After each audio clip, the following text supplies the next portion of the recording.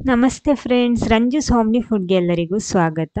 ಇವತ್ತೊಂದು ಅತ್ಯದ್ಭುತವಾಗಿರುವಂಥ ಒಂದು ರೆಸಿಪಿ ಜೊತೆನೇ ಬಂದಿದ್ದೀನಿ. ಇದು ಮಾಡ್ತಾ ಇರೋದು ರವೆ ಉಪಯೋಗಿಸ್ಕೊಂಡು. ಒಮ್ಮೆ ಮಾಡಿದರೆ ಪದೇ ಪದೇ ತಿನ್ನಬೇಕು ಅಂತ ಅನಿಸುವಂಥ ರೆಸಿಪಿ. ಯಾಕಂದರೆ ಇದಕ್ಕೆ ಕೇವಲ ಮೂರೇ ಇಂಗ್ರೀಡಿಯೆಂಟ್ಸ್ ಬಳಸ್ತಾ ಇರೋದು. ಅದೇ ರೀತಿ 5 ನಿಮಿಷದಲ್ಲಿ ಇದು ರೆಡಿನೂ ಆಗುತ್ತೆ. ಇದನ್ನು ನಮಗೆ ಬೆಳಗಿನ ಬ್ರೇಕ್ಫಾಸ್ಟಿಗೂ ಮಾಡ್ಬೋದು, ಸಂಜೆ ಸ್ನ್ಯಾಕ್ ಆಗಿನೂ ತಿನ್ಬೋದು, ನೈಟ್ ಡಿನ್ನರಿಗೂ ತಿನ್ಬೋದು. ಬನ್ನಿ ನೋಡೋ ಹಾಗಿದ್ರೆ ಇದು ಯಾವ ರೆಸಿಪಿ, ಯಾವ ರೀತಿ ಮಾಡೋದು ಅಂತ ನೋಡಿ. ಅದಕ್ಕೋಸ್ಕರ ಮೊದಲು ನಾನೊಂದು ಮಿಕ್ಸಿ ಜಾರಿಗೆ 1 ಕಪ್ಪಿನಷ್ಟು ರವೆ, ನಾನಿಲ್ಲಿ ಬಾಂಬೆ ರವೆ ತಗೊಂಡಿರೋದು. ರವೆ ಯಾವುದಾದ್ರೂ ಪರವಾಗಿಲ್ಲ. ನಾನಿಲ್ಲಿ 250 ml ಕಪ್ಪಲ್ಲಿ ಅಳತೆ ಮಾಡಿ ತಗೊಂಡಿರೋದು. 1 ಕಪ್ ರವೆ ತಗೊಂಡಿದ್ದೀನಿ. ಅದನ್ನೆಲ್ಲ ಕೂಡ ಈ ಮಿಕ್ಸಿ ಜಾರ್ ಒಳಗಡೆ ಹಾಕ್ತಾ ಇದ್ದೀನಿ. ಆಮೇಲೆ ಅದಕ್ಕೆ 1 ಕಪ್ ರವೆಗೆ ಅರ್ಧ ಕಪ್ ಕಾಯಿ ತುರಿನೂ ಸೇರಿಸ್ತಾ ಇದ್ದೀನಿ. ಅದು ಕರೆಕ್ಟ್ ಆಗುತ್ತೆ, ಅದಕ್ಕಿಂತ ಜಾಸ್ತಿ ಬೇಕು ಅಂತ ಏನಿಲ್ಲ. 1 ಕಪ್ಪಿಗೆ ಅರ್ಧ ಕಪ್ಪು ಕಾಯಿ ತುರಿ. ಆಮೇಲೆ 1 ಈರುಳ್ಳಿ, ಸಾಂಬಾರು ಈರುಳ್ಳಿ ಆದರೆ ಇನ್ನೂ ಚೆನ್ನಾಗಿರುತ್ತೆ. ನಿಮ್ಮ ಹತ್ರ ಯಾವುದಿದೋ ಅದು ಸೇರಿಸ್ಕೊಳ್ಳಿ. ರುಚಿಗೆ ತಕ್ಕಷ್ಟು ಉಪ್ಪು ಕೂಡ ಸೇರಿಸ್ಕೊಳ್ಳಿ. ಆಮೇಲೆ ಇದಕ್ಕೆ ನೀರು. ಮೊದಲು ನೋಡಿ, ನಾನಿಲ್ಲಿ ರುಬ್ಬುವಾಗ 1 ಕಪ್ಪಿನಷ್ಟು ನೀರು ಫುಲ್ಲಾಗಿ ಹಾಕ್ತಾ ಇದ್ದೀನಿ. ಈ 1 ಕಪ್ ನೀರು ಹಾಕ್ಬಿಟ್ಟು ಇದನ್ನು ನುಣ್ಣಗೆ ರುಬ್ಬಬೇಕು. ನೋಡಿ, ಇದನ್ನು ರುಬ್ಬಿ ತಂದಿದ್ದೀನಿ. ಇವಾಗ ಒಂದು ಮಿಕ್ಸಿಂಗ್ ಬೌಲಿಗೆ ಹಾಕ್ಕೊಳ್ಳಿ. ಹಿಟ್ಟು ಸ್ವಲ್ಪ ದಪ್ಪನೇ ಇದೆ, ಇಷ್ಟು ದಪ್ಪ ಬೇಡ, ಸ್ವಲ್ಪ ನೀರು ಸೇರಿಸ್ಬೋದು. ಅದ ಕಾರಣ ನೋಡಿ, ಮೊದಲು ಸ್ವಲ್ಪ ನೀರು ಮಿಕ್ಸಿ ಜಾರಿಗೆ ಹಾಕ್ತೀನಿ.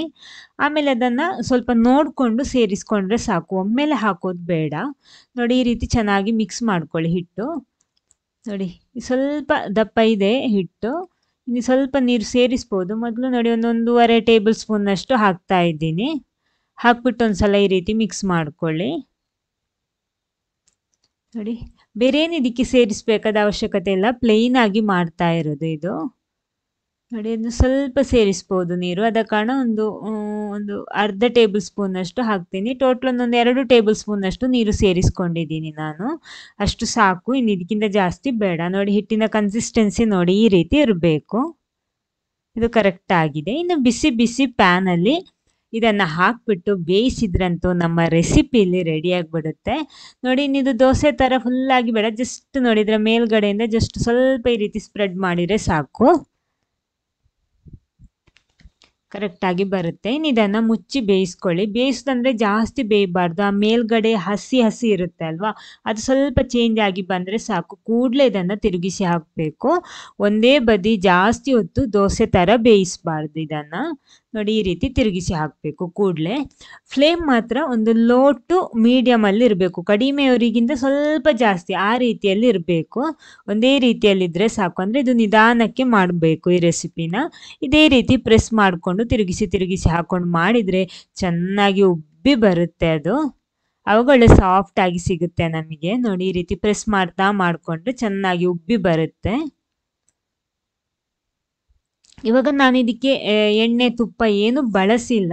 ನಿಮಗೆ ಬೇಕಿದ್ರೆ ಸ್ವಲ್ಪ ಮೇಲ್ಗಡೆ ತುಪ್ಪ ಸ್ಪ್ರೆಡ್ ಮಾಡ್ಬೋದು, ತುಪ್ಪ ಅಥವಾ ಎಣ್ಣೆ. ನಾನು ತುಪ್ಪ ಹಾಕ್ತಾ ಇರೋದು, ತುಪ್ಪ ಹಾಕಿದ್ರೆ ಒಳ್ಳೆ ಟೇಸ್ಟ್ ಚೆನ್ನಾಗಿರುತ್ತೆ ಅಲ್ವಾ, ಆದ ಕಾರಣ ಇದರ ಮೇಲ್ಗಡೆ ಸ್ವಲ್ಪ ತುಪ್ಪ ಸ್ಪ್ರೆಡ್ ಮಾಡ್ತಾ ಇದ್ದೀನಿ. ನೋಡಿ, ಈ ರೀತಿ ಮಾಡಿಬಿಟ್ಟು ಪುನಃ ಅದೇ ರೀತಿ ತಿರುಗಿಸಿ ಹಾಕ್ಬಿಟ್ಟು ಇವಾಗ ಇದು ರೆಡಿ ಆಗಿದೆ. ನೋಡಿ, ಚೆನ್ನಾಗಿ ಉಬ್ಬಿ ಬಂದಿದೆ. ಇವಾಗ ಜಸ್ಟ್ ಈ ರೀತಿ ಪ್ರೆಸ್ ಮಾಡಿದರೆ ಸಾಕಾಗುತ್ತೆ. ನೋಡಿ, ಎಷ್ಟು ಚೆನ್ನಾಗಿ ಉಬ್ಬಿ ಬರುತ್ತೆ ಅಂತ. ನೋಡಿ, ಸಾಕು. ಇನ್ನು 2 ಬದಿ ಕೂಡ ಬೆಂದು ಇವಾಗ ರೆಡಿ ಆಗಿದೆ. ಇದೇ ರೀತಿ ಎಲ್ಲ ಕೂಡ ರೆಡಿ ಮಾಡಬೇಕು. ನೋಡಿ, ಎಷ್ಟು ಚೆನ್ನಾಗಿ ಬಂದಿದೆ ಅಂತ. ಸೂಪರ್ ಆಗಿರುವಂಥ ಒಂದು ರವೆ ಉಪಯೋಗಿಸ್ಕೊಂಡು ನೀರು ಹಿಟ್ಟಲ್ಲಿ ಮಾಡಿರುವಂಥ ಒಂದು ಚಪಾತಿ ಅಂತಾನು ಹೇಳ್ಬೋದು. ನೋಡಿ, ಈ ರೀತಿ ಇದೆ. ಇದೇ ರೀತಿ ಎಲ್ಲ ಕೂಡ ರೆಡಿ ಮಾಡಿ ತರ್ತೀನಿ. ನೋಡಿ, ಇವಾಗ 2 ರೆಡಿ ಆಗಿದೆ. ಯಾವ ರೀತಿ ಇದೆ ಅಂತ ಮೊದಲು ತೋರಿಸ್ತೀನಿ. ಬಿಸಿ ಬಿಸಿ ಸರ್ವ್ ಮಾಡಿದ್ರಂತೂ ಸೂಪರ್ ಆಗಿರುತ್ತೆ. ನೋಡಿ, ಎಷ್ಟೊಂದು ಸಾಫ್ಟ್ ಆಗಿದೆ ಅಂತ. ಇದನ್ನು ನಮಗೆ ಹಾಗೇನೆ ತಿನ್ಬೋದು ಅಥವಾ ಸಾಂಬಾರು ಚಟ್ನಿ ಜೊತೆನೂ ಸರ್ವ್ ಮಾಡ್ಬೋದು. ಸೂಪರ್ ಆಗಿರುತ್ತೆ. ನೋಡಿ, ಈ ರೀತಿ ಇರುತ್ತೆ. ಮಿಸ್ ಮಾಡಬೇಡಿ, ನೀವು ಕೂಡ ಒಂದ್ಸಲ ಟ್ರೈ ಮಾಡಿ, ಟೇಸ್ಟ್ ಮಾಡಿ. ಒಂದ್ಸಲ ಮಾಡಿದರೆ ಪದೇ ಪದೇ ಮಾಡಬೇಕು ಅಂತ ಅನಿಸುವಂಥ ಒಂದು ರೆಸಿಪಿಯೇ ಇದು. ಆದ ಕಾರಣ ಮಿಸ್ ಮಾಡಬೇಡಿ, ನೀವು ಕೂಡ ಟ್ರೈ ಮಾಡಿ, ಟೇಸ್ಟ್ ಮಾಡಿ, ಹೇಗಾಗಿದೆ ಅಂತ ಫೀಡ್ಬ್ಯಾಕ್ ತಿಳಿಸೋದಕ್ಕೂ ಮರಿಬೇಡಿ. ಆಮೇಲೆ ಫಸ್ಟ್ ಟೈಮ್ ಚಾನಲ್ ನೋಡೋರಾದರೆ ದಯವಿಟ್ಟು ಚಾನಲ್ ಸಬ್ಸ್ಕ್ರೈಬ್ ಮಾಡಿ. ಸಬ್ಸ್ಕ್ರೈಬ್ ಮಾಡಿಬಿಟ್ಟು ಅದರ ಪಕ್ಕದಲ್ಲಿರೋ ಬೆಲ್ ಐಕಾನ್ ಪ್ರೆಸ್ ಮಾಡಿ, ಅದರಲ್ಲಿ ಬರೋ ಆಲ್ ಆಪ್ಷನ್ಗೂ ಕ್ಲಿಕ್ ಮಾಡಿ. ಹಾಗಿದ್ರೆ ಮಾತ್ರ ನಾನು ಹಾಕೋ ಹೊಸ ವಿಡಿಯೋಸ್ಗಳ ನೋಟಿಫಿಕೇಷನ್ ಎಲ್ಲ ನಿಮಗೆ ಸಿಗುತ್ತೆ. Okay, thank you.